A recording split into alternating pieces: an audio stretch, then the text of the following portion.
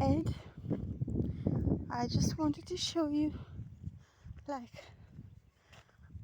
the contrast between a living area and a dead area. There's such a difference, Ed, in the feel and the energy between here and there. It's like death there, Ed, and you know why? It's because here, Ed, everything is living. The grass, the earth, the trees, the weeds, they're all living, Ed. They are giving energy and taking energy. There's that exchange happening. That's why we don't get drained. Even we give and we take energy, we don't get drained. But there, Ed, that energy field, Ed, is of non-living beings, static energy beings. They don't have the natural soul system of nature, because the majority of them are not natural beings. That energy field, Ed, in that energy field of the cities and all that, we natural humans are the only sources. They've got this whole spin, Ed, of mental energy and physical energy, but without the emotional, which is the sexual component of energy.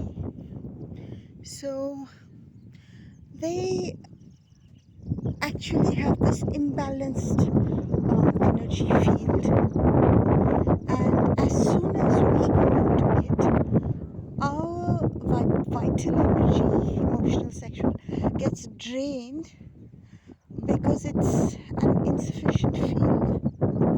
You know what I mean? It's like, it's got is it called the yin or the yang? The yin, I think, the positive energy. So those are positive energy fields. They've got the yin. Huge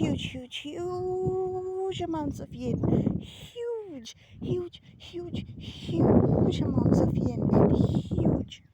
But they don't have the yang.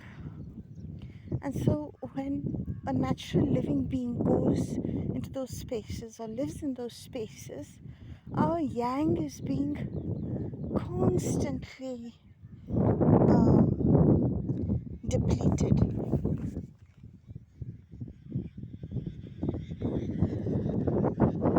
You know what I mean? Constantly. And the thing is, it's the challenge for us, Ed, because see now, if a natural human being wants to go back to nature, I can't, for example, I'm a woman, I can't just, take my child and just go out there, They've got a million rules and they've got a whole, what you can only call a demon army, Ed, of entities defending the whole fake system that they've got going. I'm just getting Gabriel out of here. So they've got the demon fake system going, Ed, and all the demons are ready to defend it, land ownership and all that. So we can't just go live. So for us, Ed, the challenge is surviving in that. I have to call it hell zone, Ed, because that's what it is. There's too few human beings with yang, and just getting attacked. And Ed, how and Ed, it's not that energy field formed accidentally or something. It's designed to harvest us, Ed. It's designed to harvest us humans by those who do not have our complete soul system. So the challenge, Ed, for us. Hi, boys. Sorry to disturb whatever you're doing. Hi. Wow, you're so good looking. Hi. Hello. Don't fly away, it's alright. Hi, Angel. You're a prophet, aren't you?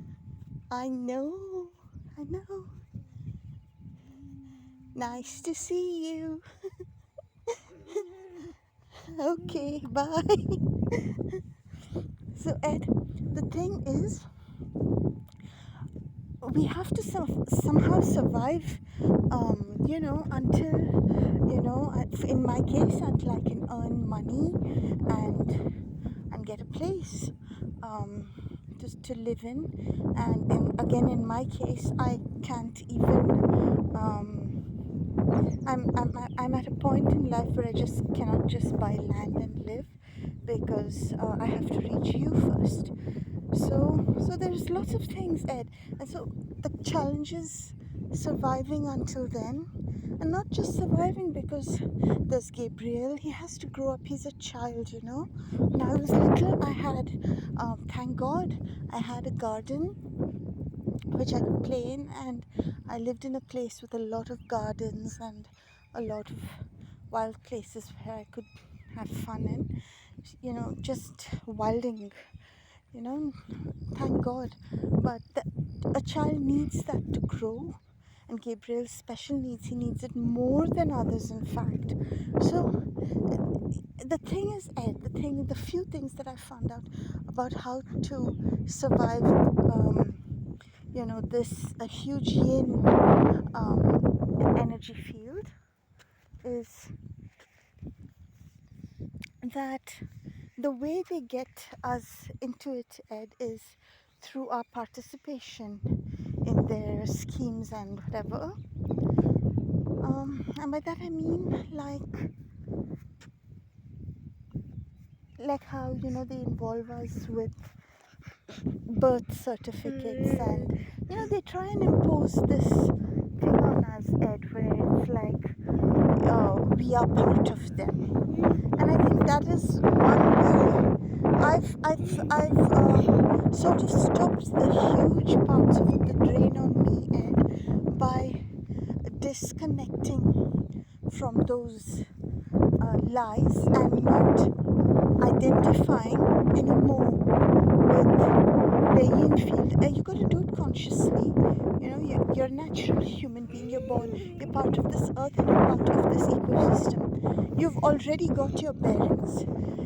At conception you got your bearings, and in fact perhaps even before that, because we were going from life to life. So we've already got our bearings. There's one beautiful earth. Gabriel, if you want to pee, you have to go do it in the side there. Right. So the thing is, Ed, you have to be conscious and sure about this, because it's where you believe that you belong to that field that you start getting drained, because that's the connection and the channel to you. And there are lots of things we do every day, Ed, to survive. For example, I need this phone, I need the internet. That's how I survive. That's my only connection to anybody in this world at all, because my family is already gone, and so that's how it is. So I'm sure I could live without it too. It's not like, but it's how it is right now. And the thing is that one needs to be very consciously aware, like in the Bible, Paul says that we are not of this world.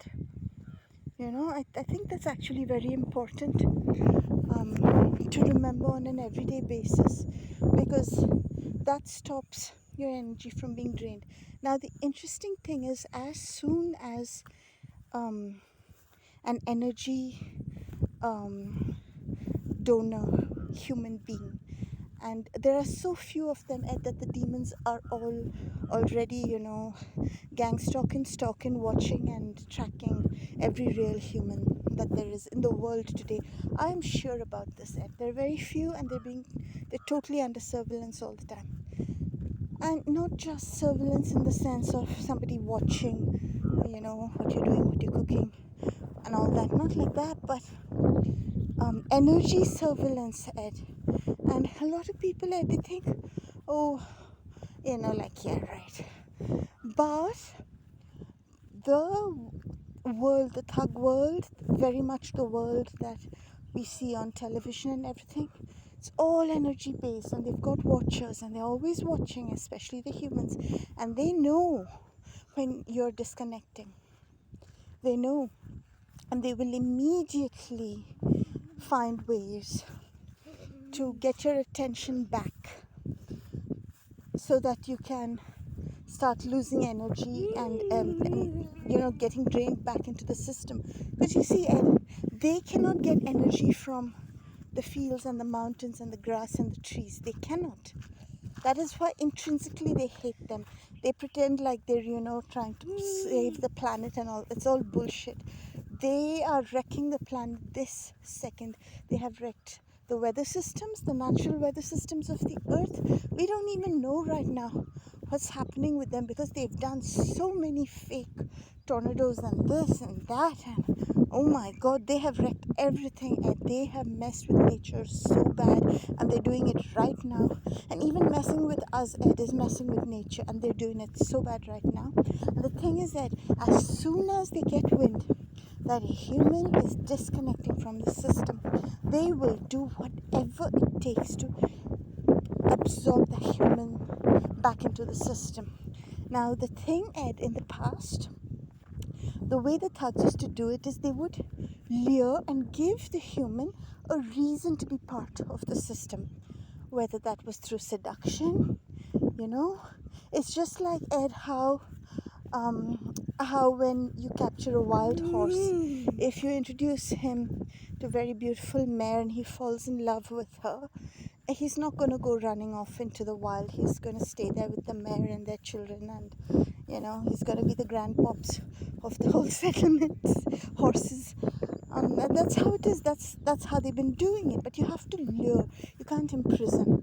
They're at this point now, Ed, where they actually imprison humans. That's how it is. They're not letting humans go live in nature, because they're just become really small-minded and desperate now. They don't have the ability, Ed, like before, to wait for to let them live on their farm and be part of the system, right? They can be part of their system from the farm. This is how their world was established, on the backs of human farmers who were out there. Right? They were out there, they were living in nature, doing their thing. But they maintained a certain amount of contact, whether that was through church every Sunday, markets, all that kind of community. There was that community connection. But these particular thugs, Ed, they do not have the longevity, the energy cycle longevity required to allow even for that.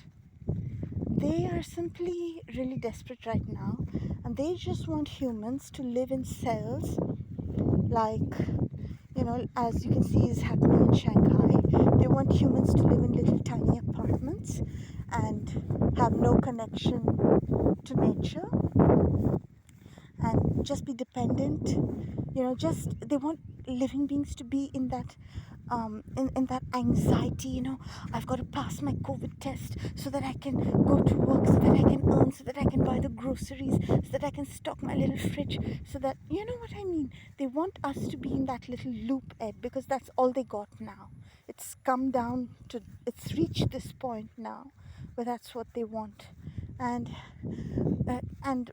this is going to backfire real bad, Ed. I can tell you right now, it's going to backfire real bad.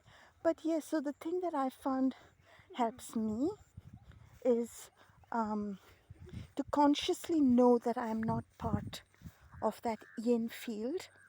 The yin field, Ed, is a field made without mother or father. It's an artificial human field because everything made of a male and a female, a mother and a father, is balanced. It has its yin and yang already. So this system is just not a balanced, normal system. So that's how it is. Anyway, my love, I just wanted just speaking out loud. Got this lovely mud path to walk up before we reach there, and I'm not part of that yin field anymore, Ed, and I never will be, because once you wake up and realize how you're being harvested and drained, and what an unnatural, anti-human, anti-life energy field that is, anti-God, anti-everything normal and good and beautiful. You can't go back to how you used to be before.